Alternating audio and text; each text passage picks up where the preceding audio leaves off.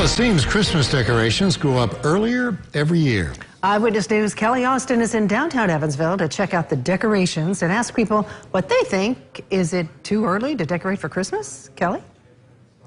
Brad Shelley, downtown Evansville is beautiful.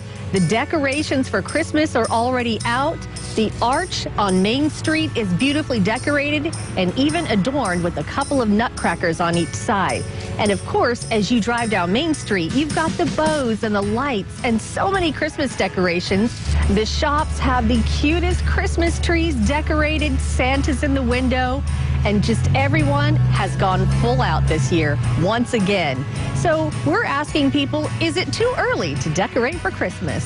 Do you think it's too early to be decorating for Christmas? To me it is, yes. We've always traditionally started decorating right after the Thanksgiving holidays. Well, I appreciate Christmas and love it just as much as the next person, but I do think that we forget about a holiday called Thanksgiving, and to me it's the appropriate time right after Thanksgiving is over.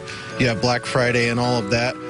You have some time off work most times. Why not go ahead and decorate for Christmas during that little interim? Do you think it's too early to start decorating for Christmas? You know, with this weather looking like this and it's just being gray, I really don't. I think it brings up the spirits and just makes it a better looking outside when we have this ugly weather all the time.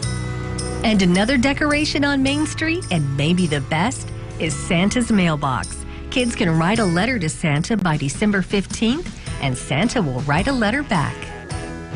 Downtown Evansville, Kelly Austin, Eyewitness News. Back to you, Brad and Shelley.